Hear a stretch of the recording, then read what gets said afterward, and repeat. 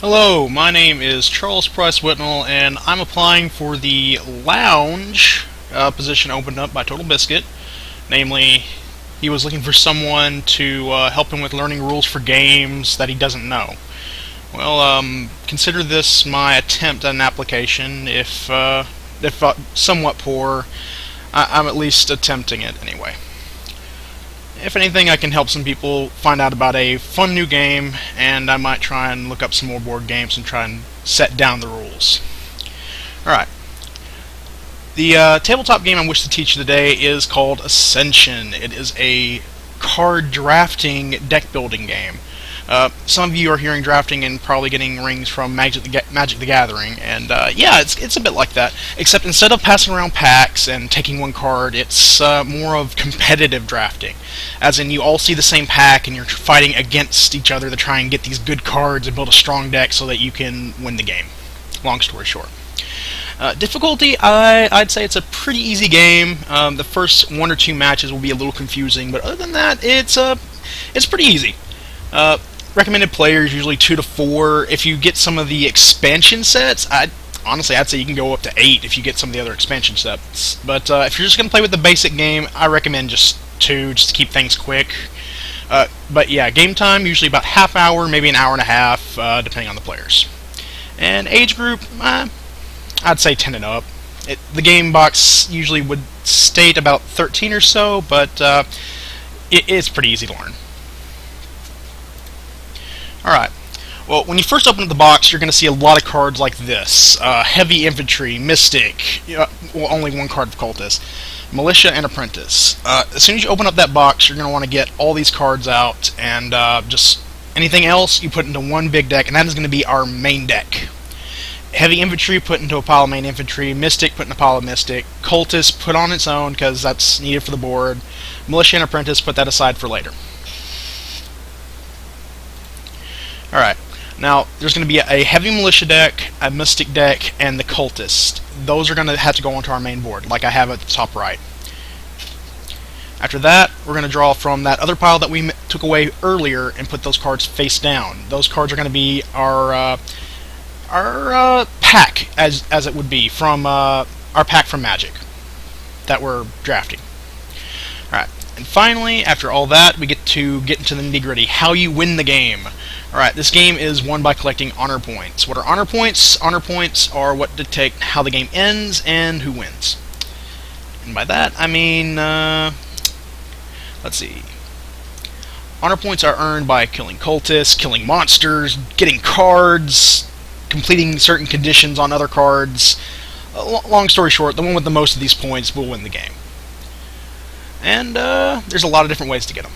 But as it says there, pretty much for every player at about 30 or so honor points, you'll have a good game, good time.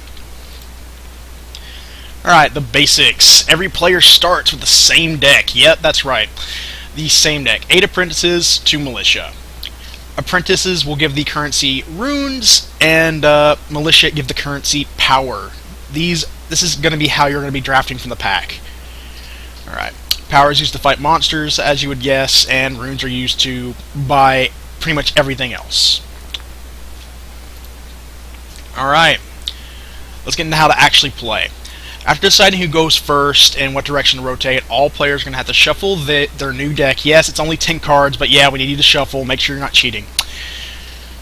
Alright, all the central cards on the board are now going to be flipped face up, and the first player gets to use their hand. Oh yeah, those 4 apprentices and that one militia is going to be real helpful. But even if, as you see at the top right, even if there's nothing on the board that you can use with your hand, you can always buy a Mystic, a Heavy Infantry, or you can try and kill a Cultist and get some honor. So that's one thing I really like about this game. Even if there's nothing on the board that you can get, there's always some progression you can make to your deck. Alright, but let me continue with what this slide actually says. All the central cards on the boards will now be flipped, and the first player uses their hand, as I said earlier. These cards may be used to interact with each other. I mean, interact with either the 6 random cards on the central board, Cultist, Mystic, or Heavy Infantry. Each of these giving honor points, as indicated by the star symbols here. Alright, the player with the most honor points at the end of the game wins, as I stated earlier. And I really do recommend having something as a currency to keep track of it. Don't just use a pen and paper, because me and my friends wound up playing for hours without realizing the honor pool was already gone. Right. Oh, at the end of your turn, please note that you throw your hand into the discard pile, and all unused currencies are removed. So you don't save cards in your hand if you don't happen to want to use them. Say that one militia that you had in that hand and the 4 apprentices, you can't just say, oh, I'll pass for next turn so I'll have an even bigger hand. No, you can't do that. Alright, how to play continued. Alright, you see the 3 main card types are going to be on the central here. The hero, the construct, and the monster. Alright, the central board will contain 6 random cards, being any one of these. Heroes are bought with runes, as seen at the top right. That is the price for them. They are added to the player's discard pile. That's right, you don't automatically get them into your hand, sadly. I was so disappointed. They eventually will give various currencies or abilities, such as a Raw Templar. He says, like, whenever you defeat a monster that has... No. He says you instantly defeat a monster that has 4 or less power. That includes the cultist. So, if anything, he gives you a free honor every turn. Monsters are defeated using power or abilities, as noted earlier, from heroes. They are then added to the Void. This is the big game deck's discard pile, and they give various rewards ranging from honor points, removing a card from the board, tripping up enemies. They can be very helpful sometimes. It's always good to invest in a little bit of attack, because eventually you're going to need to take out a monster for one thing or another. Alright, constructs. They cost runes, and they are added to the deck's discard pile as well, like the heroes. And upon drawing, they use powers similar to heroes, but they remain in play. That's one of the best things about them.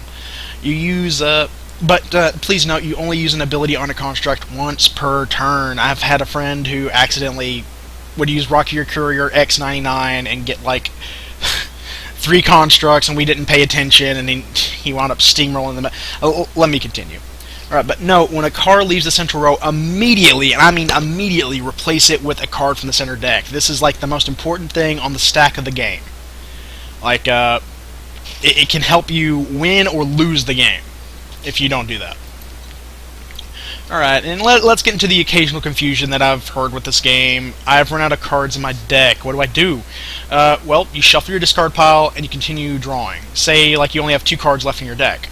1, 2, you're supposed to draw 5 every turn, so you shuffle through that discard pile, then you draw 3, and that's going to be your hand.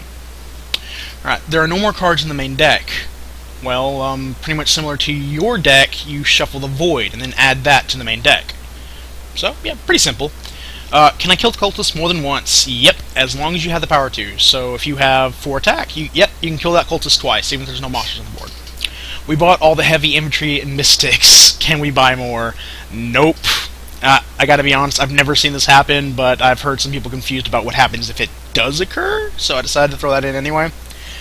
Can I banish a card I played? Nope. Krendor don't do that. That sounds like a thing Krendor would do, if I'll be completely honest. It's something that a friend of mine usually would do with this game.